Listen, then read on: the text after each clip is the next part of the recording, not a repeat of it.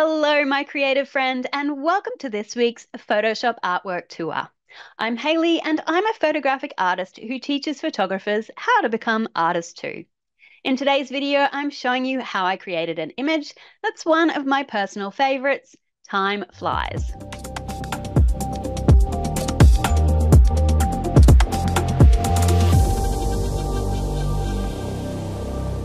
So Time Flies was created basically because I was just learning how to replace skies at the time. But the meaning that I've come to conclude from it is this one, and I think I'll just read it out because I won't say it as eloquently as I've written it in the past. So, the older you get, the more precious time becomes, and you begin to grieve for all the wasted moments, for those times when your insecurities and worries stopped you from following your desires. I am obsessed with time travel and second chances, parallel universes and what ifs. But these are only fantasies. And so I created this portrait as a beautiful reminder that the most precious thing we have is only finite. And it's up to you whether you choose to fall or fly. So let me talk a little bit about how I created it. First of all, I photographed myself in my backyard. Let me bring up an image here. And you'll see that I did a very, very loose job of creating a backdrop here using only a sheet over a clothes stand, which is how I did it in the early days when I could not afford special gear. And so I just sat on a chair and lay kind of backwards. And I made sure that that white backdrop was just behind my hair because I knew that would be the most difficult part of me to cut out. The rest, is fairly straightforward to trace around. Now I knew that I would be cropping my face out of this image, and that is why the image is cropped a little strangely. So this is the pose I believe I used for the hand and foot. I then took some others. So this was the line of the dress that I ended up using. There must have been something I used from this image. I'm just not sure what. Oh, it was that bottom foot, I believe. Then this was the hair that I ended up using, and perhaps that was the hand actually.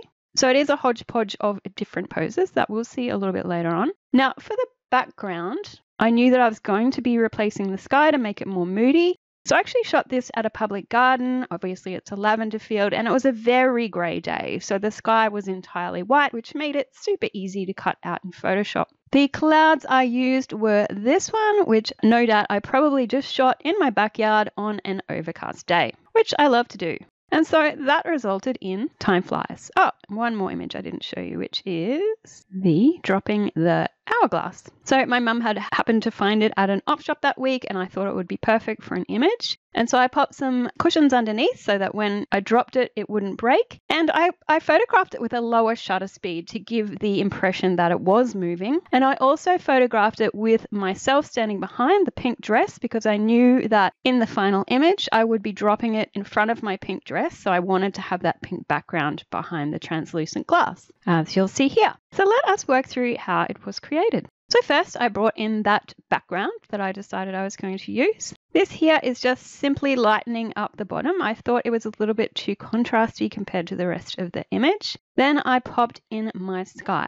Now, despite shooting it against a white backdrop to make it easier to cut out, I ended up just putting the sky in front and then gradually fading it out. Sometimes when you pop a sky behind an image, it just doesn't really work because the light or the color was too different at the time. So this is a way to get around it. You can just gradually fade the image across, and this works really well for fine art photos to give them a kind of magical, mystical feel. So I just darkened that up a little bit, gave that some more contrast, and then we started popping in our subject. So let's work through those layers. So I started with the foot. Now the foot has actually been in grass, you may have noticed. So I should have actually lifted up a little bit more. And because there was grass in front of that foot, I just kind of had to make it blend in a little bit to make it look like maybe some of that lavender was in front. Just a little bit of a mistake I made. I lightened that up so it would fit with the rest of the image and then made it way more contrasty. Then I brought in the arm that I wanted to use, the main pose that I wanted to use, which was everything but the arm and the skirt. And they were fairly easy to composite in because they were straight lines. I then made some adjustments to the dress. There were some areas that weren't quite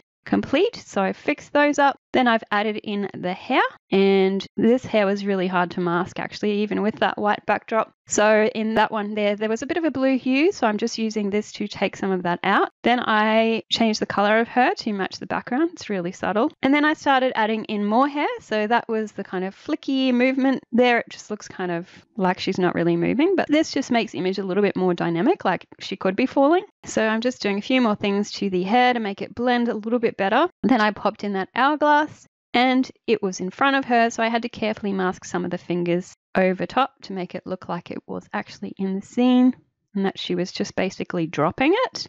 So then I'm just doing some toning just to make sure that she matches her background, changing the color and light. And then I have made her a bit warmer to suit that scene. And I've started applying color to the whole scene to make everything start to fit together. At this point, I started adding some textures. They're very, very subtle. Textures tend to give an image a fine art feel. And this just, as you'll see, does nothing really more than just tying all the elements of the image together so that they look like they belong together. Then I've done some dodge and burning, which is darkening really down the top of her skirt. Bit more dodging and burning. This is more on her hands and her outfit. It's really subtle. Then I'm darkening down the areas of the image where I don't want the eye to go, but I did like this little bit of cloud here as if her finger is pointing you around the image.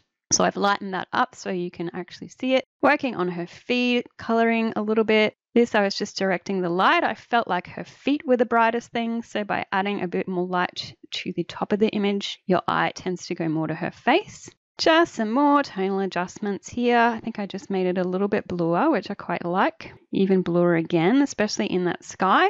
And then that is the final image. I did quite a bit of toning to those feet to make them a bit less contrasty to match the background, but that is Time Flies. Now, I love Time Flies. I would almost even call it my favorite image, but it's never done particularly well. Like, it's never sold a print of it, and I'm just not really sure why. There are a few things about it that I would probably change now, but really they are quite minor. So anyway, just an interesting little point I wanted to add there.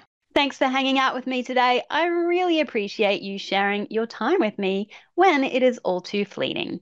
And I hope this artwork inspires you to prioritize your own creativity. Until next time, happy creating.